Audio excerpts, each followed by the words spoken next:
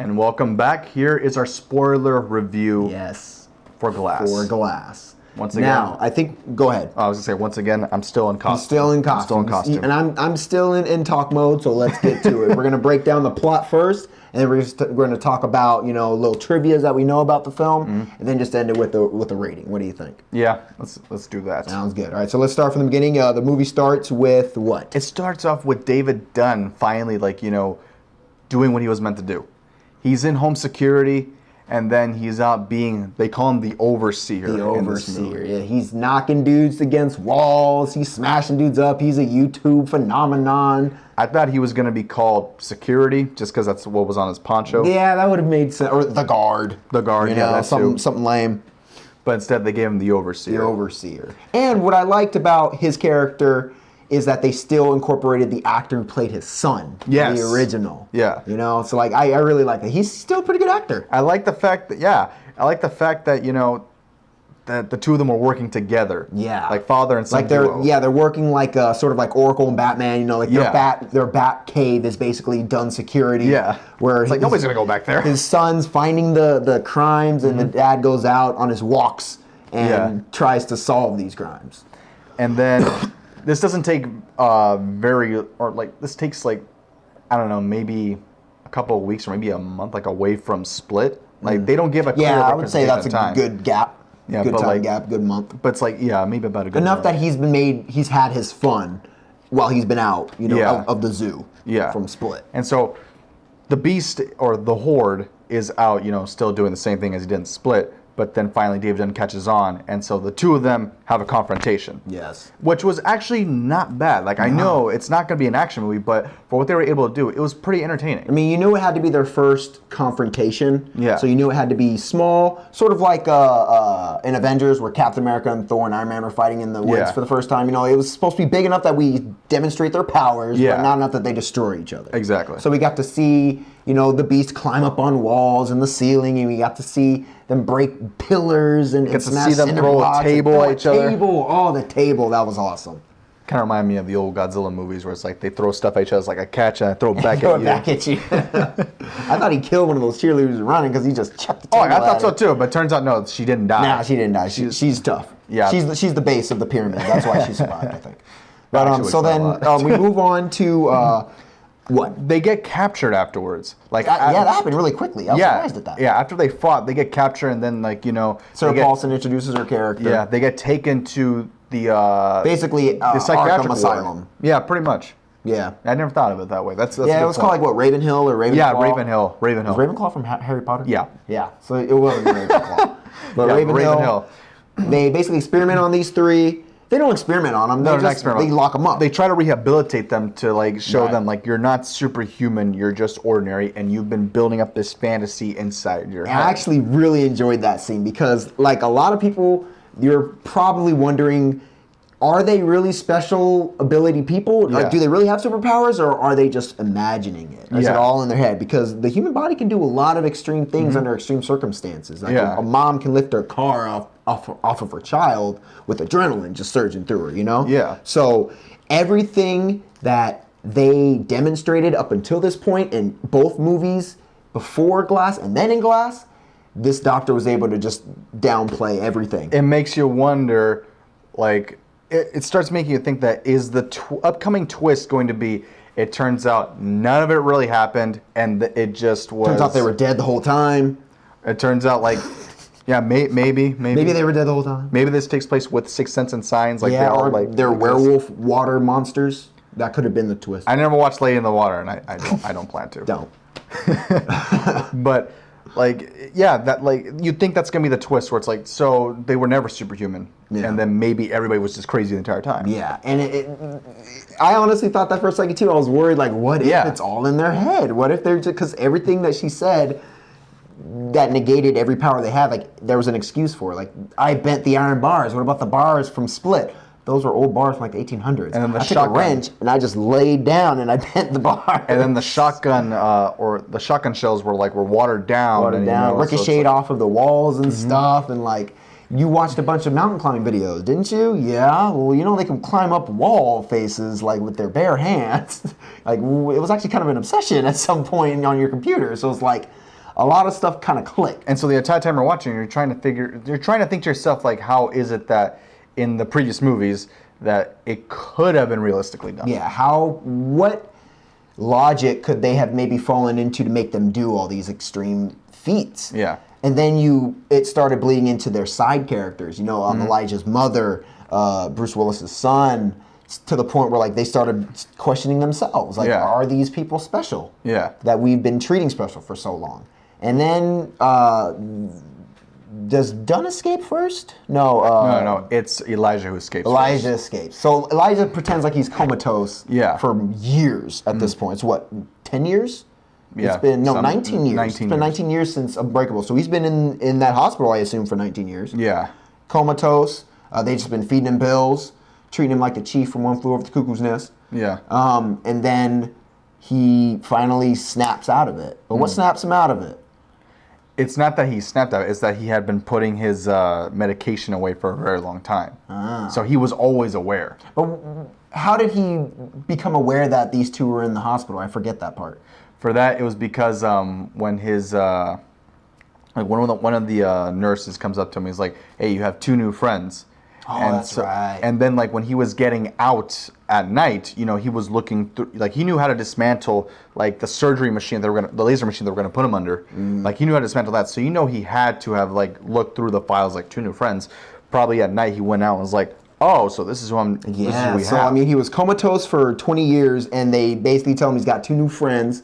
And he breaks out of his room after he realizes they're going to lobotomize him, essentially. They're basically going to lobotomize him. Yeah. Right? They're going to scoop out his brain. But he decides to go around that because he's such a genius. Yeah. He hacks the computer, and then that becomes important later on in the story. Yeah. So what was the next big scene in the movie? The next big scene was, like, when he breaks the beast out. Yeah. And, like, he forms, like, the companionship because with the beast. What does the beast horde. has not just the beast, but all of James McAvoy's personalities have specific rules that they all abide by. Yeah. And they all have to stay in the light for a certain amount of time, meaning that they're the ones that are conscious.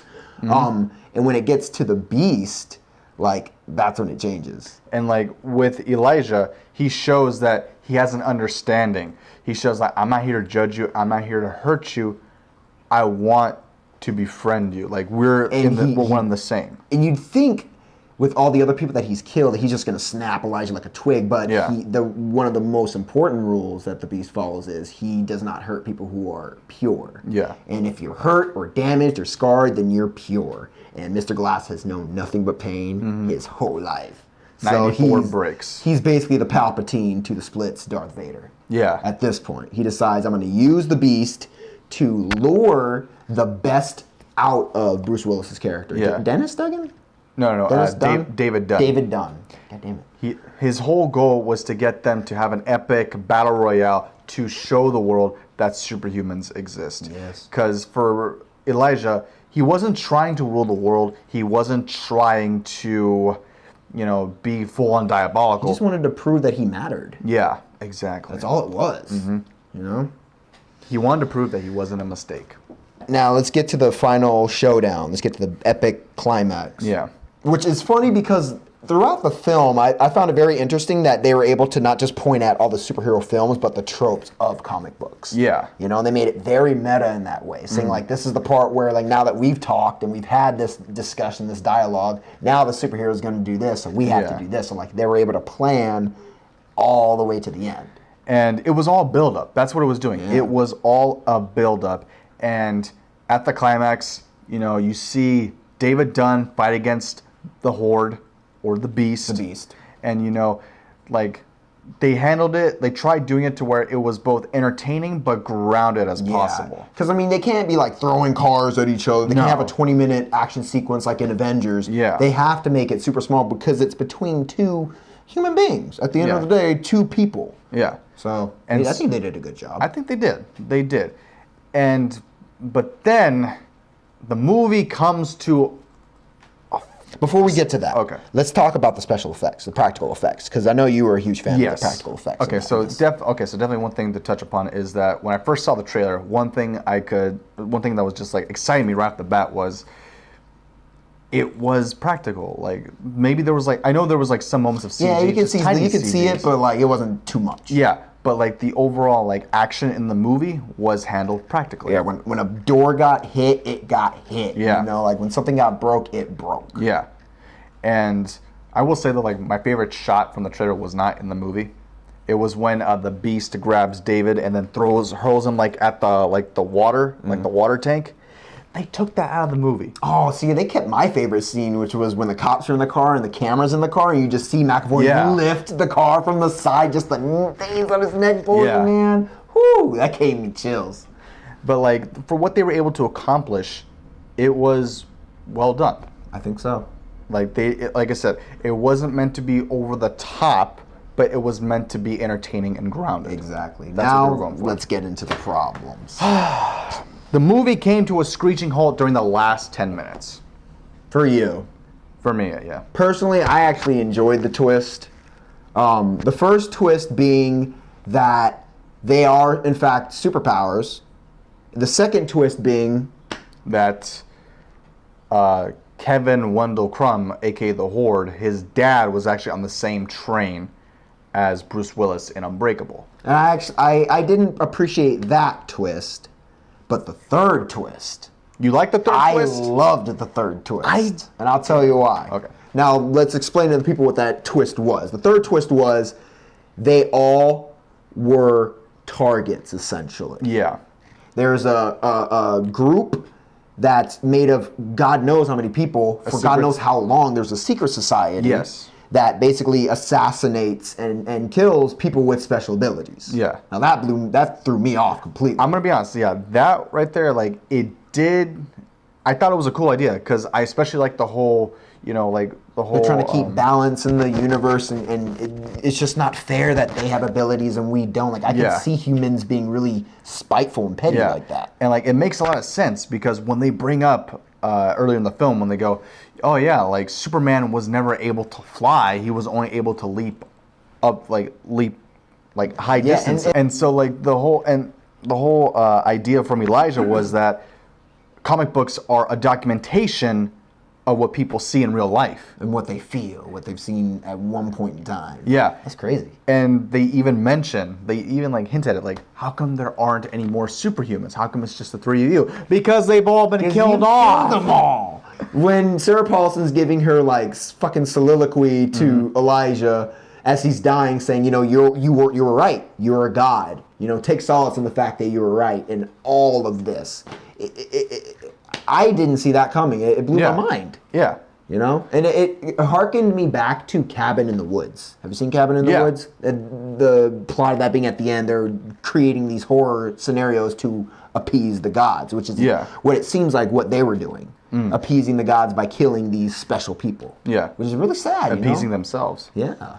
And so like the whole idea that people could strive to be more than they want to be, like that idea has been killed, or they've been trying to kill that idea for however long they've existed. And she mentioned for tens of thousands of years, so it could have been going on for longer than that. Oh yeah. So that makes you think, now that all this has been established in the world, does that mean like all these stories and lores from their past, from our past, like were they? I mean, it just, but maybe there really was, a Superman. Yeah, I mean, but he's dead now, apparently. Yeah, they killed him. Yeah, they definitely killed him. It's just cool to see a grounded superhero film actually grounded. Yeah, not just Man of Steel grounded. There's a reason why we haven't seen Superhumans, or why it's so low key. Yeah, and like the part that I hate about it though is like with the ending is that, okay, there were 3 twists like back to back to back. Yeah. Twist number 1, they're superheroes.